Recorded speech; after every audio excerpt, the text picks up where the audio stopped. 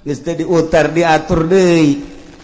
Urang papan salat teh mimiti ngatur caina wuduna ieu bener apa henteu cai sah tah henteu dipake wuduna, terus make syarat, terus make rukun beres wudu kemudian salat make pakaianana nu kumaha di samping jang nutupan aurat adab-adabanana lantaran ieu teh pan dideuleu ku Allah pantas apa henteu sih menghadap ka Allah model kos kieu aing ieu diperhitungkeun ku urang henteu make lepis los make lepis make kaos hideung pet dikatukangkeun salat Allahu Akbar beres geus lah cenah kiai ka Allah mah nyahoan ieu nyaho aing ge naon bedana sia jeung kenek nu mundurkeun mobil ieu beda tuh sia hareup ka Allah kata Allah mah teu kadeuleu ieu kumaha teh sia mah teu kanyahoan ieu ku teh sia mah sakitu ayana tuh sakitu bae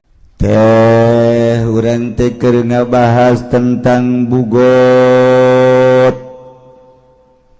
tentang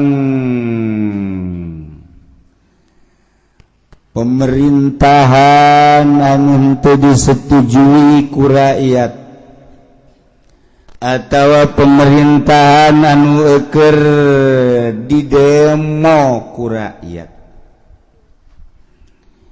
Maka di tengah-tengah nyaritakeun bugot ki musannif hadzal kitab nyaritakeun tentang ngadirikeun negara,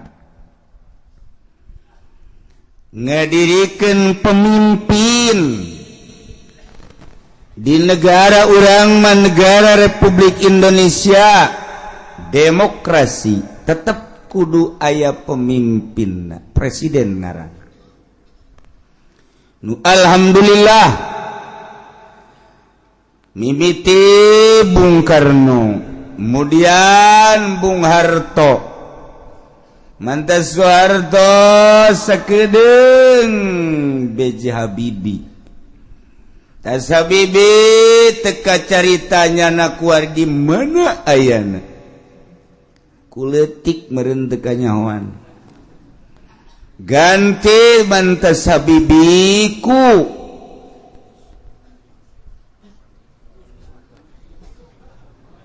usaha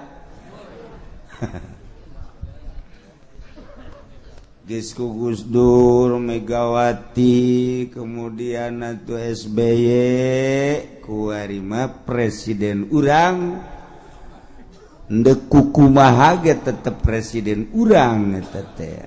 Dek pantes, dek teu pantes, presiden urang adalah Jokowi. Kudu diakui eta presiden urang dek kumaha ge atuh dek kumaha deui. Sakitu ge deres bisa seuri keneh artinya presiden urang eta kajeun ku kumaha ge presiden urang dirasakeun ku urang setelah ganti presiden weh dolar naik melambung perekonomian kuari keur ngarayap perpolitikan urang mun nyaho di jerona bakal sieun ngan lantaran teu nyaraho biasa bae urang nu mantak aya bagus teh urang bodoh teh jadi tenang-tenang bae urang teh ku bodoh padahal di jerona mun dideuleu ku urang aya naon sih di Indonesia lantaran kok prajurit Amerika turun ku hari aya di Bali kok Cina bercokol di urang kok aya di negara Timur Tengah nu ka urang kok aya sababara pemimpin nu asup ka negara urang aya naon di negara Indonesia ieu dek dikumahakeun jeung dek dikawanakeunana urang teu nyaho bodoh ngaranna ku bodoh jadi tenang kalem-kalem bae urang bodoh teh atuh salat ge bodoh mah tenang bae Allahu Akbar kumaha tah kumaha lah mun ditanya Allah mah nyahoan ieu beres luhur teh jelema kos kitu eta atuh emang bisa ada sakitu atuh kumaha geus teh diutar diatur deui urang papan salat teh mimiti ngatur cai na wudu na ye bener apa henteu cai sah teh dipake wuduna terus make syarat terus make rukun beres wudu kemudian salat make pakaianana nu kumaha di samping jang nutupan aurat adab-adabanana lantaran ieu teh pan dideuleu ku Allah pantes apa henteu sih menghadap ka Allah model kos kieu aing ieu diperhitungkeun ku urang henteu make lepis los make lepis make kaos hideung pet dikatukangkeun salat Allahu Akbar beres geus lah cenah kiai ka Allah mah nyahoan ieu nyaho aing ge naon bedana sia jeung kenek nu mundurkeun mobil ieu beda tuh sia hareup ka Allah ka Allah mah teu kadeuleu ieu kumaha teh sia mah teu kanyahoan ieu ku teh sia mah sakitu ayana tuh sakitu bae tapi lamun urang bisa ndeuleu make mata hate ngadenge make ceuli hate isin salat model kos kitu teh henteu mah teu nana adab nu eueuh ieu tak urang teu perti kunaon eta bodoh ku bodoh tenang-tenang bae biasa bae menteu salat likum-likum beres ngarokok geus teu babacaan teh lah geus Allah mah nyahoeun nya dalil ngan eta dok Allah mah nyahoeun masalah bodoh jadi tenang geus di akhirat dage atuh nu bodoh ngaranna ge tenang bae kana mah di akhirat kalem bae dah mantep ngeunaheun jadi bodoh al-amila madzhabalah nu bodoh geus teu puguh nyikut ati teu puguh nyikut kumaha madzhabna bae kadang kos urang kos ahli sunnah kadang kos Muhammadiyah kadang kos Persis kadang-kadang kos itu tuh bodoh ngaranna ge eta bodoh nu kos kararitu teh na ieu urang bodoh politik teh nyawana naon jeung dibobodoh wae sakumaha nu kukula dicaritakeun sabenerna teu pas Presiden Jokowi ku ari teh ngan begitu dek diturunkeun lain teu mampu babari jasa nurunkeun presiden teh gampang jasa sebab dipilih ku rakyat diturunkeun ku rakyat ngomong mah kecil babari mah di negara demokrasi mah ada kekuatan terhadap rakyat cuman yang gantina saha jang gantina saha ieu lalu hese teh cakula ge di bulan Rewah di bulan Rajab nyaritakeun jang ganti oh cenah ambalaya kiai sia mah neuleuna sasa urang hartina hese jang ganti teh cokot partai Golkar teh solid lantaran Golkar teh kabagi-bagi lamun naik tu nu ieu ngamuk naik ti nu ieu ngamuk teu solid ngaranna patut teh jadi presiden teu bisa kos kitu sok kudu diterangkeun bae aing jadi dosen sakedeung ieu lah ngaranna eta pararaham aya nu ngomong mana cenah ganti nu jelobak kiai cecek kieu ganti sia mah teu paham politik cokot ku ari di petilu acak-acakan cokot di berbagai partai pada teh kudu boga partai-partaina acak-acakan teh solid boro-boro partai nu lain partainya nana ge acak-acakan teu kumaha bisa ngagantianana tuh aya jelema pinter jasa kuari di luhur aya teu boga partai peot jasa leutik jelema pinter eta keur dipermasalahkeun kuari siapa apa henteu nyanana jadi presiden siapa teu leutik jelema kuru leuwih kuru tibatan Jokowi atuh nu aya ge teu pantes ngomong eta meureun nah kuari dek dirapihan lantaran eueuh nu solid partai berarti kan aya nu main nu jago di Indonesia nu ngacak-ngacak partai geus diperhitungkeun gunyana lamun ieu partai solid engke bakal ngehajar diacak-acak heula gunyana teh sehingga eueuh partai nu solid hese jang ngagantianana kos gitulah seputar negara eta kakarak global encan mun dirinci tek wari urang nyaritakeun tokohna ti Golkar ieu petilu di babari nyaritakeun kos kitu basa pira Indonesia aja jelema mereka hitung tek hese amat tuh hese amat babari cuman iyalah keberadaan urang kos kieu hese kasolidanan maka wallahu alam tinggal ditunggu 2 bulan deui lamun 2 bulan ieu rapi insyaallah lanjut mun 2 bulan ieu teu rapi wallahu alam bissawab bisa. Assalamualaikum warahmatullahi assalamualaikum warahmatullahi kuari keur diurusan kuwae sebab naon perekonomianna mungsrut Tailah lamun negara ekonomi teu jalan atau politik ge teu jalan. Ai negara mah moal bangkrut. Degekeun ku Celisya dongengna negara bangkrut moal aya. Nu bangkrut mah politik. Nu bangkrut mah perekonomian. Kembalina politik jeung perekonomi ka rakyat. Negara mah moal bangkrut. Nu mantak moal bangkrut atuh jelema titang malayar pajeg kabeh deuk bangkrut kumaha. Negara mana nu bangkrut eta mah ngomong doang negara bangkrut negara bangkrut moal aya setungtung aya presidenan aya kepala negaraan negara mana bae moal bangkrut nu bangkrut rakyat negara mah moal bangkrut ya kurang kuari malayar bae duitna ka mana ulah ditanyakeun goblok tama kumaha kepala negara tama kumaha gubernur kumaha bupati sia mah mayar bae adapun ka mana-na kumaha aing goblok meureun sia mah ulah ngomong, ulah nanya. Pan sia mah kitu amat jadi bupati na. Ulah nanya, pokona mah sia mah mayar bae geus wae ka ditu nama. Engke aing naek ku sia pilih deui bego meureun sia. Ieu si sia teh bego aing, kabehan. Seakan-akan seperti kitu negara urang teh. Demokrasi apa lain wallahu a'lam. Pilih aing, mayar pajak sia ka aing. Adapun duit deuk ka mamanana ulah hayang nyaho sia kumaha aing. Ji bupati kieu urang teluh wae yuk. Teluh maningan ge kena bureuteu ieu beteungna ieu. Ulah kitu cek yeuna. Ieu udah bener di urang. Je APBD entah gerang sabaraha kota sabaraha di gubernuran sabaraha.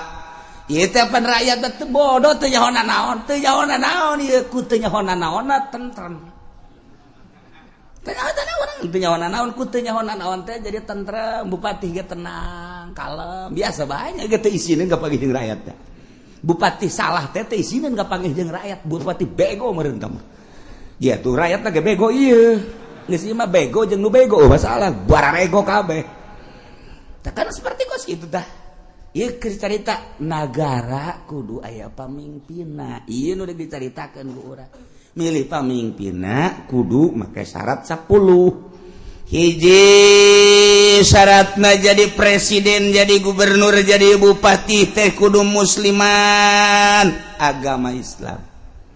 Nomor kedua mukallafan kudu mukallaf, ulah wedan. Ulah budak leutik. 3 huron kudu merdeka, ulah abid. 4 zakaron kudu lalaki ulah cewek. 5 kudu bangsa Koresian eta teh hartina mah nu boga pemikiran nu kuat. Nomor kagenep ka-7 kagenep adlan kudu nu adil boga pertimbangan secara syar'i. Nomor ka-8 nomor ka-7 mujtahidan kudu anu mantap ijtihadna otakna brilian. Nomor ka-8 sujaan gagah jadi pemimpin mah. Ketika aya nu neko-neko nyana dihareup kan gagah ngaran. Urang jadi boga pemimpin 10 ya pleet resep. Nomor ka-9 zaroin nu ngabogaan pemikiran anu istimewa cemerlang. Lantaran ieu teh negara. Di jero negara luar biasa jelema teh lobana. Berbagai-bagai keayaan kehidupan manusia nu aya di negara. Tah kalangan elit, kalangan setengah elit, kalangan anu non elit, rakyat jelata. Ieu kan beda-beda. Eta teh kapan di bawah naungan presiden. Carana kumaha jangan majukeun kelas elit, carana kumaha jangan majukeun kelas tengah elit, kumaha jangan majukeun rakyat. Eta teh kudu boga pemikiran anu cemerlang zaroin. Wasamin jeung kudu boga dedengean ulah torek. Boga presiden torek hese. Abasorin jeung boga dedelan wanutkin jeung boga ucapan bisa ngomong etalah syarat jadi pamimpin. Sahna jadi pamimpin teh nomor kahiji bil bai'ati di bai'at ya ne bai'atu ahlil hili wal aqdi minal ulama war ru'asai wa wujuhin nas dipilih jadi pamimpin teh dumilihna ahlul hilli wal aqdi ulama-ulama pemimpin-pemimpin tokoh-tokoh masyarakat nu milihna jangan maju ke negara berarti nu kudu boga wawasan kaharep dek dikumahakeun ieu negara ulah ini peot dituntun aki-aki gagah nya aya aki gagah emang pen ini peot aki-aki gagah aki-aki titah milih nu buta titah milih dan lain sebagainya nu gering teu nya teu boga wawasan ulama nu titah milih teh jeung ulamana lain ulama Golkar ulama bangsa disugak sogok ieu mah ulama nu boga wawasan kaharep ieu nu milih teh jang supaya engke nagara dek dikamanakeun dek dikumahakeun pemimpin-pemimpin gitu kene tokoh-tokoh masyarakat hasilna karak engke saha anu terpilih jadilah presiden di BAT dipilih ku urang kabehan. Nomor kedua jadi pemimpin teh bistikhlafil imami kudu dijadikeun khalifah ku seorang imam. Seorang presiden ngajadikeun khalifah lantaran nyana geus kolot daya pikir geus kurang nyana nyiapkeun jang pamimpinna nu geus digodog ku nyana geus dipersiapkeun jang mimpin negara dikamasankeun ke para tokoh tanya tentang politik tanya tentang ekonomi jeung budaya coba ge nyana geus mempersiapkeun ieu lah tokohna saksian ku para tokoh di urang memereun di parlemen nah ieulah kula dipersiapkeun maka saat ieu kula ngalimpahkeun kewadagan kula wah naon kitu ngaranna jabatan kula terhadap seseorang nu ku kula dipercaya ieulah makanya mundur ieu naik atawa nyana wasiat mun kula paeh ulah kasasaha jabatan teh ieu bae sipulan Sayyidina Abu Bakar Siddiq radhiyallahu anhu nyana geus wasiat kula maot pemimpin ulah sasaha deui ialah Umar bin Khattab geus ketika Sayyidina Abu Bakar Siddiq maot geus teh kudu hese deui langsung Sayyidina Umar naik nomor kedua nomor katilu ieu nu ku urang keur dibahas wa bistila'i jami syuruti sah jadi presiden bistila'i jami syurut ku ngalindih kana sakabeh pirang-pirang persyaratan syarat nu 10 aya di Kizaid sementara presiden nu aya kurang ngalaksanakeun persyaratan atau kurang persyaratan tinu 10 andai kata presiden terpilih teh jelema nama muslim jelema nama mukallaf jelema nama merdeka jelema nama lalaki ngan ternyata tina 10 ternyata ra'yuna nu kurang cemerlang ketika ditanya tentang bagaimana perekonomian di negara urang nyana teu ngabogaan wawasan jangan majukeun perekonomian di negara eta sementara aya batur nu hebat khalid misalna anu nyana siap untuk mengatur tentang perekonomian jeung perpolitikan dibandingkan nu terpilih jeung nu ieu hebatan nu ieu nyana ngayakeun kukumpulan mun di urang mah eta demonstrasi teh melalui kekuatan rakyat menjadi ujung tombakna adalah mahasiswa untuk digulingkan presiden terpilih lantaran geus mempersiapkeun calon presiden nu leuwih hebat istilah ngaran ulah digulingkeun mah digulingkeun tapi calon presidennya can aya engke keberantakan negara teu meunang negara teh anu mantak teu meunang dipimpin ku budak leutik lantaran budak leutik mah teu bisa mempersatukeun bangsa boro-boro jang batur pugunyana ge encan bisa ngisang-ngisang acan budak leutik teu meunang mimpin negara nomor kadua cewek wanita teu meunang mimpin negara lantaran lamun dipimpin ku awewe pan bisa dengan menyeng doang menyeng teh ceriknya nama boro-boro ku rakyat boro-boro desakan-desakan manusia kakarak ti salakina bae nya geus bisa ngajawab salakina bae salakina marah aju bae manyun bae henteu memecahkan permasalahan awewe mah cerik ngaguling brek beres sakitu doang manya nu kos kitu deuk mimpin negara deuk kumaha lakona karakter wanita nu mantak teh karakter wanita mah kos kitu nu mantak teu meunang jadi pamimpin acak-acakan negara ketika negara orang dipimpin ku Megawati orang mah bodoh teh nyaho naon padahal nu coplok ieu sabaraha pulau aset negara nu coplok sabaraha lantaran urang mah bodoh biasa-biasa bae kalem-kalem bae mun urang menelusuri ka jerona masyaallah aset negara sabaraha anu acak-acakan jeung nu beak pulau sabaraha anu dijual urang mah teu nyaho lantaran bodoh kos kieu lah eta lah wanita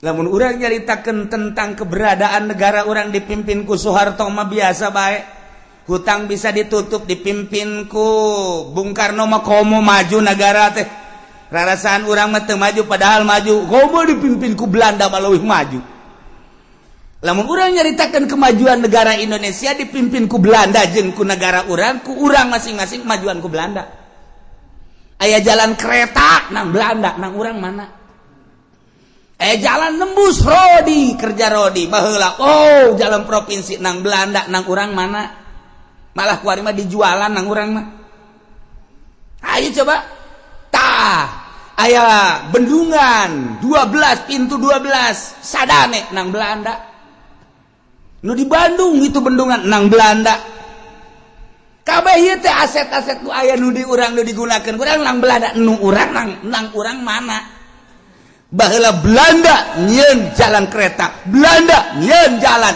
Belanda nyieun irigasi Belanda nyieun berbagai kitu jembatan-jembatan eueuh anu songhek saeutik negara urang sugan gunung songhek henteu sugan hutan songhek henteu kuari urang geus naon nu dibangunkeun gunung Sararohek Sararohek kuari gunung songhek hutan songhek laut songhek bari can aya ieu mana bebeunanganana ieu keur carita perbandingan berarti kemajuan dipimpin ku Belanda mata geunaheun keneh di zaman Belanda daripada di zaman urang kuari lamun deuk caritakeun maju bebenangan urang mana nyieun jalan kuari dari anyer penarukan nang Belanda di hasil urang mana hasil urang ayo coba jalan nu belah ditu aya deuk dijual nu belah ditu aya jalan geus dijual digantikan kuari urut jalan urut irigasi kuari jadi pabrik lain kegedean jalan lain nambahan jalan malah jadi pabrik sabaraha jalan nu leungit nu dipake pabrik ai pabrik jang kepentingan saha kepentingan rakyat sejenak jang itu ai jalan mah terus ka anak incu anyar penarukan eta teh jalan teh di zaman Belanda datang ke bapak kolot urang bapak urang datang ke urang bisa merasakan jalan kereta Jakarta Surabaya nang Belanda urang bisa ngarasakeun kuari hasil urang mana urang lamun keur carita perbandingan jiheuh oge nya kieu maning bikeun di ka Belanda tangkorak sia baheula lagi urang merdeka hayang kan ieu geus si kemerdekaanna teu mampu urang teh nah urang mah sararohek toh lamun urang nyaritakeun tentang perjuangan bapak kolot urang baheula muringkak bulu urang Bung Karno Bapak kolot urang ditahan, disiksa, diseret. Eta teh memperjuangkan bangsa jeung negara.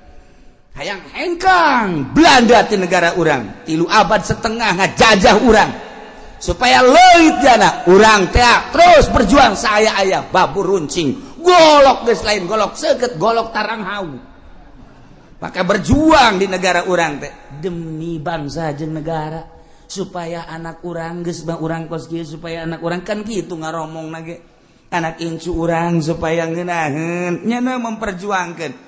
Coba ya ketika Bung Karno tangkap ku Belanda jeung Ki Ahmad bawa ke digu langsung diasupkeun ke penjara. Sapoe, 2 poe, 3 poe. Paneta di penjara teh mah Belanda mah lain maksud menjarakeun dek dibunuh dengan tidak diberi makan dan minum. 3 poe geus leuleus. Ngomongkan Bung Karno ke Ki Ahmad, Kiai rasanya kita mati ini di sini. Tidak usah ngomong begitu cek Ki Ahmad. Mati urusan Allah. Tidak mati. Kalau nyawa kita masih ada di badan kita, kita tidak mati. Aduh. Bisa ada Ki Ahmad. Enggak usah takut. Ada Allah. Cek Bung Karno, Allah itu benar ada. Tetapi kita tetap kalau tidak makan dan minum mati. Pertolongan Allah akan datang. Tenang. Ceki Ahmad, innallaha ma'ana.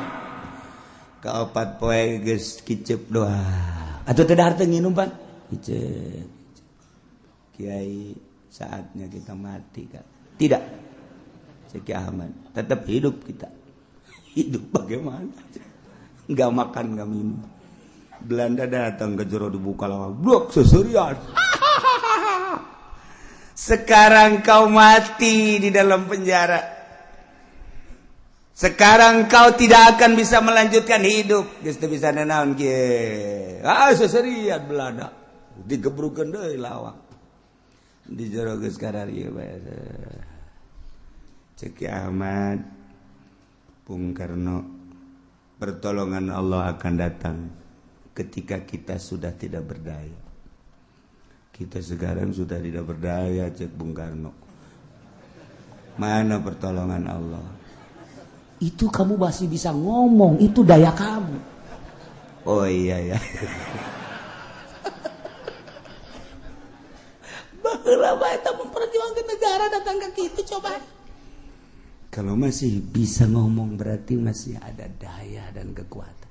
Ketika kita sudah tidak bisa apa-apa, baru pertolongan Allah datang.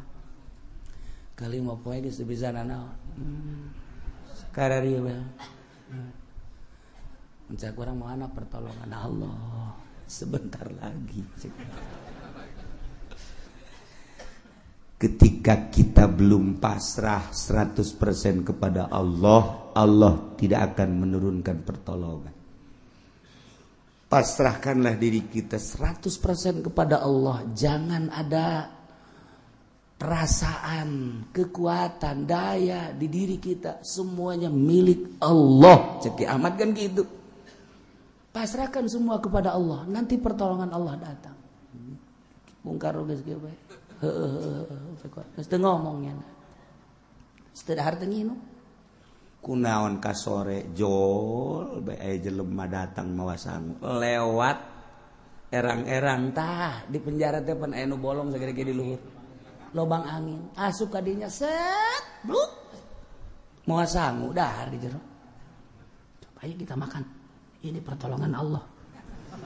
Dah Bung Karno ge bingung di liwat mana jelema ieu di lawang dikunci bisa mawa sangu segala rupa ieu. Wow, segala geus beres, dahar, aya sambal segala geus di jero geus. Insyaallah wahara jasa. Beres datang kokobok set sasalaman, naik deui lewat eta deui lubang angin set keluar. Bung Karno teu ngomong. Eta saha teu ngomongnya. Jeung nang nita saha teu ngomong. Deuk ngomong ka Ki Ahmad besi salahnya. Secara kanan bae di jero.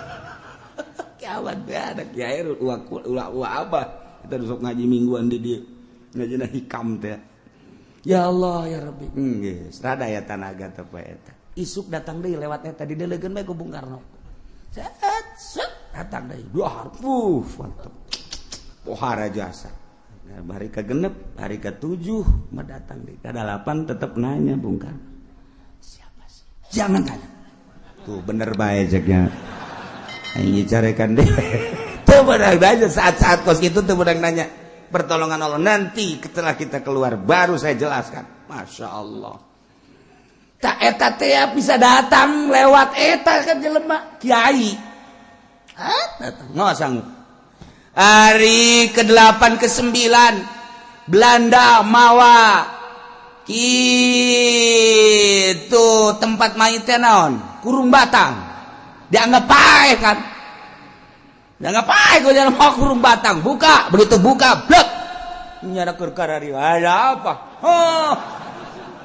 cak Belanda ini bukan orang tutup lagi sieunan atuh Belanda ge nah itu geus dianggap paeh hasil hirup kayak gagah jasa tuh tutup sekian bukan orang ini sieunan nah seserian ada di jero duaan bae Belanda sieun cenah ka urang cek Ahmad teh padahal urang ge sieun gayana cek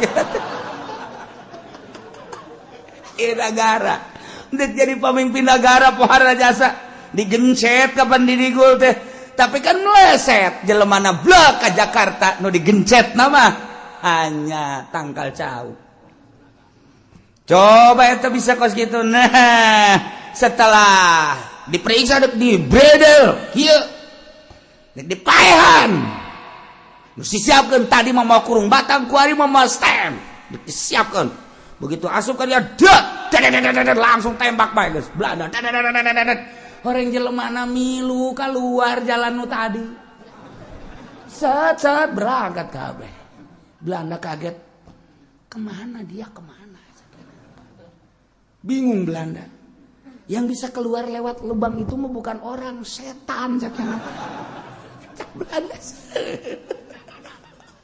deui keur kacaritakeun nah eta zaman baheula memperjuangkan bangsa jeung negara datang ka kos kitu nah ieu keur carita eta lewat dinya jaba anu ngiriman sangu jabanya da keluar lewat dinya kok bisa karar itu hasil tapa dek mimpin negara teh tapa heula lamun patilasan Bung Karno di Jawa Timur patilasan Bung Karno di Bogor patilasan Bung Karno tuh di Bekasi patilasan Bung Karno tuh di itu di mana gitu di Ciherang patilasan Bung Karno di dia di Banten tapa Bung Karno mun urang nyaritakeun Padang aya patilasan Bung Karno urang nyaritakeun Aceh aya patilasan Bung Karno etalah endek mimpin sebuah negara tapa heula tah dipimpin ku jelema nu tapakan ngeunaheun urangna sebab naon beraninya ngeunaheun adapun kadituna urusan jabatan dan lain-lain sebagainya eta mah geus macem-macem geus kaditu tapi eta lain lalagan bisa asup kadinya eta si kiai saha nu asup ka lawang eta tah ka naon garang-garang lubang angin moal sangu set kiai urang Tangerang kiai datang ka dia set beres dah moal dibejakeun kiai moal udah bejakeun sia digali ke kuburanana takut itu kan wahara mimpin negara teh lain lalagaan satu suara teu bisa dibobodoh atletik mah sakumaha urang teu bisa dibobodohna ketika Saddam Hussein kamari gerak ku ajeun tinggi ulah-ulah ge simpati bangsa simpati manusia umat sadunia simpati kabeh moal pati-pati simpati lamun di jero benak katena henteu aya kemurnian moal aya seluruh lapisan boh kafir boh muslim simpati terutama mukmin simpati ka Saddam Hussein bari di jero nagara mah aya anu ngalecehkeun ka Saddam Hussein tapi tetep baik kesimpatian teh teu bisa dibeli lantaran di jero na aya mutiara sakumaha simpatina bangsa Indonesia ka Bung Karno lain di Indonesia bae Jepang simpati ka Bung Karno Arab simpati ka Bung Karno bahkan titi mangsa Bung Karno teh ya mun urang ke Mekah atuh aya di Arfah aya titi mangsa Bung Karno di tempat Sa'i aya titi mangsa Bung Karno di Baitullah aya titi mangsa Bung Karno lain jelema leutik berarti. Lamun urang nyaritakeun tentang keistimewaan Bung Karno ketika ke Afghanistan anu nganyahokeun makom Imam Bukhari secara mendunia Bung Karno. Jehe lain lalagaan tak urang lamun nyaritakeun sejarah ngan teu dipuat. Aneh, nu dipuatna hanya nu nakal-nakalna bae. Cinta wanita lah nu dipuat teh. Tentang KPKI-an lah nu dipuatna, kepositifanana negara jadi merdeka. Hanya sakitu bae, lain-lainnya teu pernah dibuat. Ketika Bung Karno diundang ke Afghanistan, gideg Bung Karno, karena dibutuhkan wawasan Bung Karno di Afghanistan, Soviet, maka Bung Karno siap. Yang penting tolong carikan dulu makom Imam Bukhari di mana. Setelah ada, nanti saya ke sana. Atau pansanagara neangan makom Imam Bukhari. Begitu datang ke itu salah cek Bung Karno, bukan itu makam Imam Bukhari mah, yang ini nunuduhkeun Bung Karno. Lain jelema leutik Bung Karno teh nu mantek mun nyaritakeun Bung Karno moal anggeus-anggeus dijore-jore Bung Karno simpati bangsa jeung negara tetep bae. Di PKI di lain bae cek ate lain bae eta mah sekadar sebuah sejarah anu bisa diplesetkan. Hate leutik bangsa tetap lain Bung Karno seorang waliullah. Hese dek galengitkeun ka gorengan, dek galengitkeun ka bagusan Bung Karno supaya jore teh hese. Sakumaha hesena urang dek kabaguskeun Pak Harto hese bae. Hese bae kumaha meureun eta mah. Kumaha meureun kajen dibagus-bagus ge teu daek bagus bae. Hese bae. Lain kaayaan buktina tapi di jero benak hatena. Anu padahal di akhir nama Pak Harto ge bagus di akhir nama. Yang sepanjangnya ngajawab teu bagus, hanya detik-detik terakhir nu rada bagus. Rada bagus teh rencanana. Tuh, Gus Dur dijore-jore eta tetep bae. Nu kamari anti Gus Dur, nu kamari ngajorekeun Gus Dur, nu kamari buta Gus Dur. Kuari mawaan zarah nyana nu untung. Nyana nu untung. Nu kamarina ngaula-ula ngang buta-buta je Gus Dur ya kuari yuk kita zarah yuk kesan je tolol teh jelema teu bisa dibobodoh artina hate leutik namanya nana ge ngabuta-buta ge eta mah ngan sakadar muatan ngan sakadar aya kepentingan ketika berbicara dari hati nurani nyana ge mengakui atau boro-boro di dalam negeri luar negeri di Amerika sorangan mengakui keistimewaan Gus Dur, di Jepang, di Arab, di berbagai mau di Mesir jeung di Baghdad mah atuh nggak istimewakeun ka Gus Dur. Adapun jelema nu ekstrim atuh sepanjang masa kitu bae. Mantek urang kuari-kuari mung magahan ngaji, ulah dianggap bahwa ka urang teh haju manut kabeh, ka urat nurun kabeh. Bisa tukangeun malobaan kenana tersebut biasa bae. Atuh antepkeun ke kanyawana mah jadi akhirat ieu. Tuh urang mah urang bae ngaji bae hayu. Nu ngomongkeun nu nyaci maki nu anu emang teu kadenge ku ceul aing teh kadenge. Atuh kajen ke buktikeun di akhirat. Je, perang sana tah. Atuh hayu bae urang ngaji bae geus pokona mah. Masyaallah. Urang lamun nyaritakeun kaagungan Allah ketika Kangjeng Nabi diangkat jadi rasul, eta teh dulur-dulur nama anti ka Kangjeng Nabi. Tatangga nama anti tapi orang jauh mah orang Madinah nyambut kana karasulan Kangjeng Nabi. Lamun urang nyaritakeun kuari atuh sarua bae. Kuari teh jelema nu simpati ka dieu bae ka pengajian ulah kakulana ka pengajianana nu ti Serang tu Pandeglang ti Jakarta Bogor nu ti Tasikmalaya aya anu ti seberang sagala tapi sekitar nama biasa ngajebian atuh masalah. Masalah tuh nyana-nyana urang-urang engke kanyahoan mah jadi akhirat ieu jahat leutik namanya ge ceurik. Emang teh ceurik kata leutik lah mah. Kok kuah nyana henteu milu aya muatan di jerona ego di jerona. Antepkeun rugi-rugi nyana untung-untung nyana. Urang mah ngaji bae. Jangan ngajina ge lain hayang maca kitab ieu mah lain. Ya hese maca kitab mah hese. Neukna itu mah ngawuduk we pokona mah geus titik.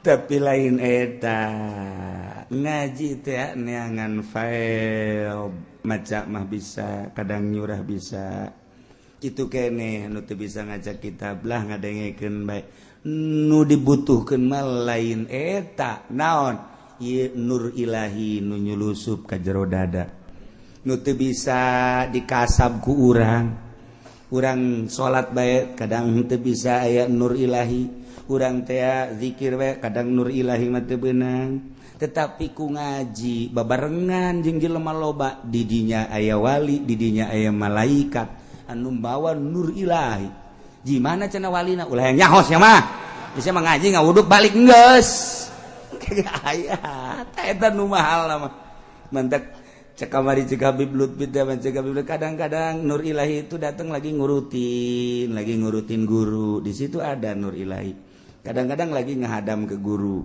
kadang-kadang lagi silaturahim ke guru kadang-kadang lagi ikut ngaji jadi kita sholat kita zikir mah kadang-kadang sulit tapi ikut berjamaah dengan dia seselaman dengan dia tiba-tiba ada nur ilahi emang kos gitu nur ilahi mah rahasia Allah dibikin aku Allah ndudik dibikin ka hamba Allah dirahasiakeun ku Gusti Allah eta nu mahalna ketika orang anti cilaka ujian eta lah hijab nah nu dibutuhkeun teh ieu nur ilahi mah engke urang tas ngaji kok jadi tentrem nur ilahi urang ngaji coba di pendopo jeung kiai carita politik carita ekonomi hebat jasa datang ka imah puyeng lain lalagaan puyeng tapi ketika orang datang ka dieu tak atawa ka pengajian nu lain beban naon leh pokona mah kiai aing mah teu hayang wauh jeung kiai nu penting mah aing mah jeung tukang sate beh heula wauh masalah wauhan kana jeung si eta daripada jeung kiai masalah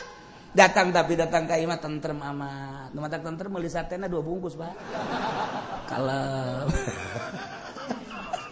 mahal katentreman eta lah nu mahal salat jadi meningkat salat tambah khusyuk mangahuseukeun ku bah di khusyuk urang mal bisa ja khusyuk mah pamere Allah ketika urang nyampur jeung nu bisa khusyuk kadang khusyuk aya ketika urang nyampur jeung ahli makrifat urang aya faed ngaranna luluberan ti ahlina nyurup ka urang eta nu mahalna jeuh tuh ngaji na mah jahar reseh emang kumaha gitu ngaji urang ngaji di pondok 15 tahun 20 tahun gitu bisa-bisa tuh komo mingguan bisa naon tuh ngaji kos gitu parang sana bebari meureun ngaji tapi tak nurut ilahi mah kos kumaha barang ngaji tak Masya Allah horenganan kreditan teh haram aing lamun isuk paeh berarti ninggalkeun hutang sedengkeun lamun aing paeh boga hutang roh mal bisa ngajawab kapeuk di jero kuburanan timbullah nyurusup nur ilahi set mun aing isuk paeh kumaha tuh rugi amat hanya sebuah mobil Avanza hanya sebuah mobil Kijang anu ku urang dinikmati nangan sakadar sakit tapi di jero kuburan nu bakar berhadapan jeung Allah urang kaput tanda bahwa urang teu bagus balik ngaji bebe ja ka pamajikanna neng jah urang ngridit teu bagus ja kadenge ku neng urang ngridit deui jadi yuk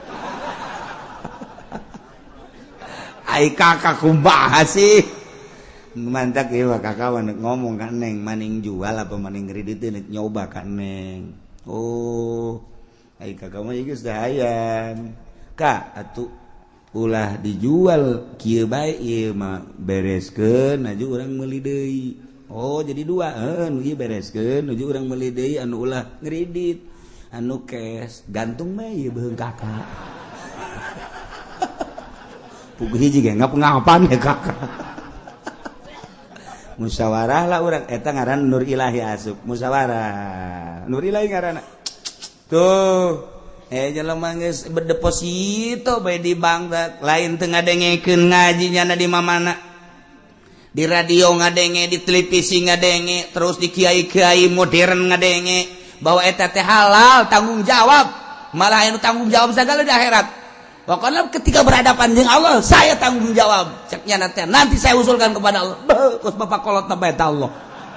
Pohara jasa. Tanya na bagi kuat pak. Boleh. Can aya nur ilahi ketika nyana ngaji, merenung. Atuh gagah nur ilahi memang kumaha gitu. 1.000.000 kali gurunya nang geus tiditu asup ka jero hate. Nang Allah kan nur ilahi. Buah ieu nu bener mah. Asana salah aing deposito si itu kurang kumaha ngadalil jeung asana teu beres didongkrak ku nur ilahi gagah nur ilahi mah kajian ku kumaha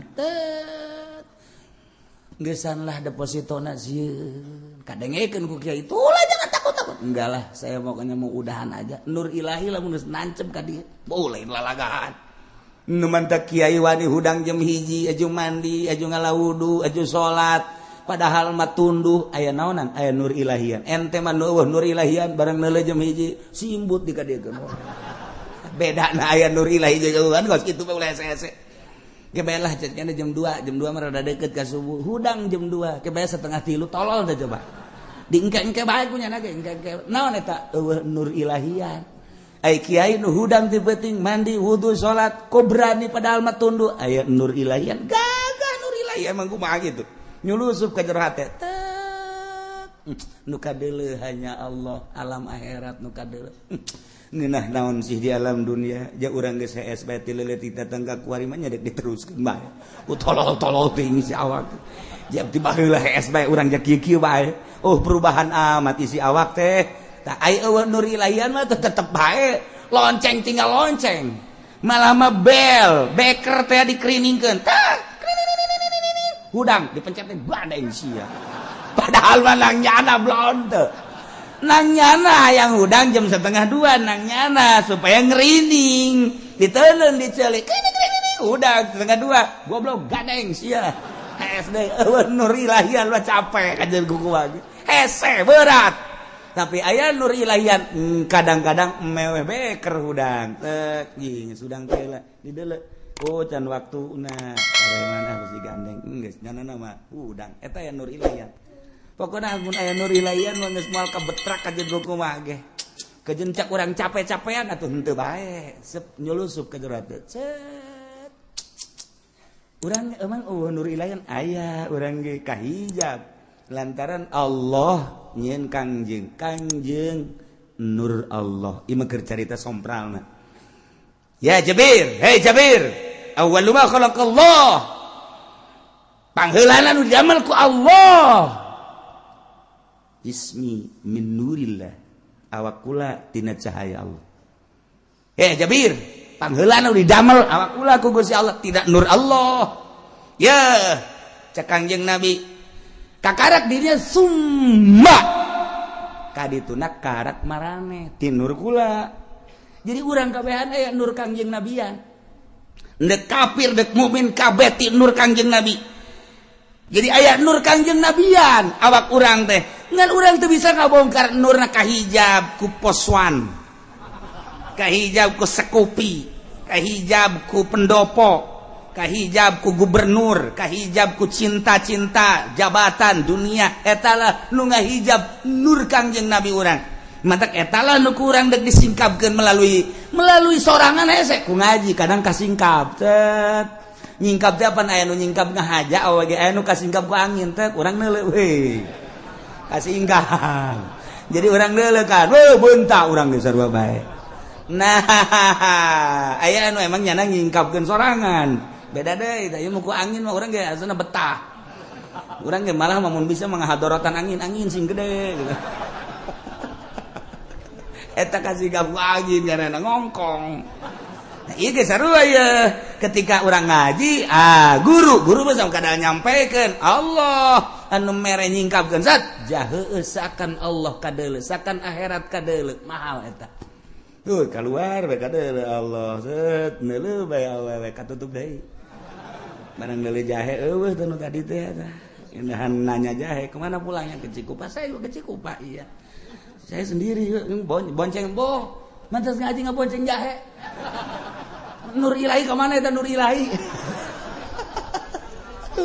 setebareres jeleman iku mah nyaritakeun doang emang aya nu kitu ulah loba omong pokona mah kitu bae geus pokona mah cak anu ngabonceng sial teh kieu nyaman ulah loba omong asana anu bebeja nu bebeja ulah sok sieun anu bebeja teruskeun bae engke asana nya minggu haleup bal ngaji terus anu nitas yang ngaji ka dieu yang kita henteu nah wabistila ijabi surut jadi menguasai ngalindih kana sakabeh persyaratan nyana bisa ngagantian presiden nukatilu bisa jadi pemimpin teku ngalindih ngelehkeun nu jadi pemimpin lantaran pemimpin kurang memenuhi syarat atau teu ngalaksanakeun kana persyaratan-persyaratan kepemimpinan nyana siapeun disleding ku nyana bikorin melalui kekerasan kekuatan demo berarti gulabah ba'da mautil imam atau sabada paeh langsung nyana berdiri atau melalui kekuatan tadi demo disiapkan nyana lamun urusan demo kuari Mesir teu beres-beres kepemimpinan teh perebut kepemimpinan sebenarnya mah Mesir mah ahli sunnah wal jamaah hebat kok bisa perebut di jero nama lain perebut nu katumpangan ku Amerika nu perebut masyarakat resep ka pemimpin itu kudu caritakeun ku kula ngaranna ieu ditumpangan ku Amerika titangalindih sementara masyarakat anti ka Amerika salilana kitu bae atuh pilihan masyarakat elehkeun deui ku ieu mah dimodalan ku Amerika gulingkeun deui ke pemimpin ieu masyarakat teu resep kanu ieu nyieun deui pamimpin gulingkeun deui datang ka kuari teu anggeus-anggeus kuari aman melalui serangan ISIS masyaallah terus-terusan ISIS hayang menguasai dunia. Terus asup deui kuari ka ditu ka naon kitu ka Turki. ISIS geus dipersiapkeun deuk asup ka urang. Ka Indonesia ISIS teh geus asup, geus aya mata-mata. Agen ISIS di Indonesia teh geus aya. Nu kamari mah dicaritakeun eueuh kuari mah geus aya. Waktu kerame-rame agen ISIS di Indonesia encan aya, kuari mah geus aya. Mantak dicoba melalui Papua belum ISIS neuk ngamuk. Mantak tenang ditentremkeun bangsa Indonesia kiaina habibna kabeh nanti dulu sebab naon sekedar urang membalas gampang sebab urang mayoritas gereja nu aya di urang beuleuman ku urang gampang jeung jelema-jelemana beulem menang urang mayoritas Islam mah tapi lain eta bendera nu diacungkeunna di Papua deuleuh heula apakah bendera Katolik, apa bendera Kristen, apa bendera Yahudi, deuleuh. Sebab anu ngacungkeun bendera, di dinya lah kekhawatiran mantak turun kabeh penggede Indonesia, langsung datang ke Papua. Tentrem, tenang di urang ditenangkeun. Sebab naon? Terselidiki di urang geus aya agen ISIS. Mantak di urang melalui Syiah, melalui Wahabi, meledek diadu-adukeun, udah kalem bae urang.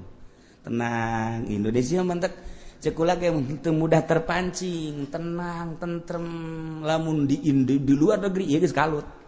Di urang teu kalet. Tenang. Sebab di urang mah naranya keneh ka kiai. Lamun geus cak kiai serang, geus teh mah teu nyawa hitut bau. Eta. Di urang mah kos kitu we. Lamun cak kiai ulah tuh geus teh narurut keneh di urang mah. Ka kiai sakitu kiaina ge bloon sebenarnya mah. Kita luturkeun bae masalah nah ieu tentrem di urang alhamdulillahirabbil alamin teu terpancing saat ieu urang teh ieu teh geus 2 tahun di negara Indonesia dipancing tak supaya kalut tetep teu aya ge letik saeutik waktu kabari di Jawa Timur letik ditentremkeun akhirna aya deui letik di Madura letik ulah merambat letik dianggapna henteu menyeluruh ieu nu digede-gedekeun tadina di Papua mah sebab aya bendera nu ngacung anu bakal ditukang maena berarti teu kudu atuh geus mantak wari tenang deui mantak kalem di Indonesia ngeunaheun urang mah geus masalah bae geus kalem sok-sok ngaluarkeun motor ngaji balik kes danya boga duit teu boga duit geus tenang bae sakit gitu boga duit tenang komo mun boga duit sekalem bae nyaritakeun ieu presiden urang ulah ngomong presiden geus pokona urang mah urang bae tah eta kos kitu teh ngeunaheun doang kalem tentrem ieu katilu bisa jadi pemimpin bistilahi syakhsin mutagallib alal imamah jamil syurut nah kumaha lamun jelema pasek dek mimpin di Indonesia jelema bodoh dek mimpin di Indonesia khususna umumna di negara seorang pasek dek mimpin negara, seorang bodoh dek mimpin negara, atau nya paseknya bodoh dek jadi presiden. Wah mantep ya saya ini. Pasek edinya lah bodoh edinya nak dek mimpin negara kuma wa kadza fasikun wajahilun fil aswaq gitu keneh jelema pasek jelema bodoh pasek bodoh kemudian nyana dek mimpin negara ieu adalah dicoba ku Gusti Allah ketika sebuah negara pemimpinannya paseknya bodoh berarti coba lantaran pasti negara jadi preman sebab pemimpinannya paseknya bodoh gustinya hun kajujur jeung adil ieu adalah cocoba jang rakyatna di jerona aya kiai di jerona aya ustad di jerona aya pemerintah nu jujur jeung nu adil di jerona aya nu hayang ngabajukeun negara tapi ternyata orang nu terpilih teh anu pasek jeung bodoh sebuah cobaan ka bangsa jeung negara sebuah cobaan jang rakyat cara menghadapi kepala negara nu kos kitu kudu kumaha geus diatur ku syara masyaallah geus rapi sah nurut urang wajib ka manehanana selamat bertentangan jeung agama ketika bertentangan jeung agama salamatkeun agama urang nu bisa disalamatkeun nu teu bisa disalamatkeun berarti urang kudu manut ka nyana nyana ke nu tanggung jawab di akhirat urang mah nyanggakeun sadaya-daya bae urang mah jadi rakyat urang mah jadi rakyat kos kitu bae geus nah ieu ketika seorang fasik ketika seorang bodoh memimpin lantaran nyana jadi bodyguard ngelekeun ngalindi dengan kejahatan nyana dengan kegagahan nyana sehingga nyana bisa jadi kepala negara tetap sah-sah bae jadi kepala negara urang sebagai rakyat keur dicoba ku Allah boga kepala negara model kos kitu manut nu bisa urang teu milu nu bakal terjadi fitnah keluar orang kira-kira kudu milu bae Masya Allah kan urang mun dicaritakeun kuari loba anu pinter nu jujur jeung nu adil tapi nu terpilihna seperti nu kieu sah bae jadi kepala negara sebab nyana geus kondisikeun silahkan bae walaupun kukumaha ge kumaha nyana bae wa in kana asian sanajan nyana doraka sanajan nyana memaksakan jadi pemerintah jadi presiden doraka urusan nyana urusan urang tetap sakadar manut kana aturan-aturan nyana urusan agama nu urang bisa keluar ti aturan nyana keluar nu urusan urang bisa nyelindep salametkeun diri urang Masya Allah tah kitulah carita nu mentek ayalah satu pertanyaan lawib tulian nas biwilayati sabiin mumayyizin yarji'u lil uqala aw imra'atin lamun dicoba di negara pemimpinna ieu budak leutik atawa nu pasek saperti tadi nu bodoh cara tadi atawa awewe hal yang pudu tasarruf apakah lulus tasarrufna tasarruf anu nu bertalian jeung syara nyana teu peduli urang kudu nyalametkeun diri urang ketika urusan kenegaraan orang kudu nuturkeun nyana mun bisa segera kudu diganti fihi waqfat kuduna eta teh segera dikondisikeun tetapi lamun teu dikondisikeun urang menyalametkeun urang bae mentak cak abah teh mah baheula geus deuk kumaha ge urang bisa salat keneh dengan tentrem urang bae urang puasa dengan tenang urang bae urang ayeuna mah bisa puasa dengan tenang urang bae adapun nyana boga urusan nyana sabodo teuing nu penting mah urusan urang bae salat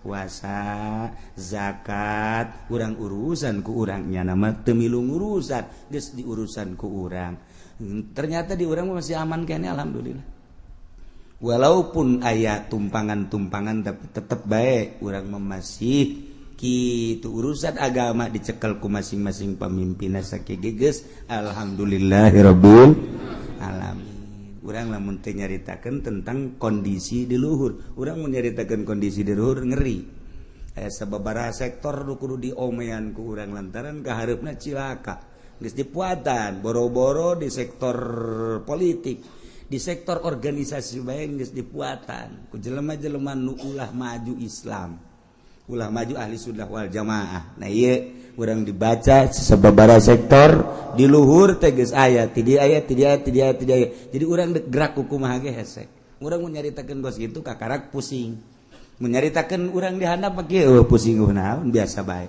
geus urang mun nyaritakeun di luhur berarti urang dek berjuang kumaha caritana pasti kudu neangan jelema ngaleungitkeun si eta iyalah anu nyieun pusing di Indonesia nu mentak lamun jelema nu paham kuari pusing kuari nu paham kuari pusing di kumaha ieu kahareupna berarti berjuangnya terus 5-10 tahun bakal berubah kahareupna mantap kuari mulayan endek rada dirobah saeutik kumaha carana walaupun ieu di sektor-sektor teh geus aya jelema-jelema anu bakal ngahalangan kana lanjutna ahli sunnah wal jamaah eta mah teori adapun kaditu nama kumaha Gusti Allah Subhanahu wa ta'ala urang sekedar rencana tapi eta teh patut kudu diaji sakumaha rencana presiden urang tina tahun awal ieu adalah swasembada bakalna pertanian hendak dimajukeun ku Jokowi Allah lain pilihanana dipanaskeun sia ku aing cakap deuk kumaha ngomong naon cobanya ayo kolektor geus disiap-siapkeun dan lain sebagainya nu terjadi telak nu aya itu urusan urang rencana Allah anu memutuskan nyanggakeun sadaya-daya qultu wallahu a'lam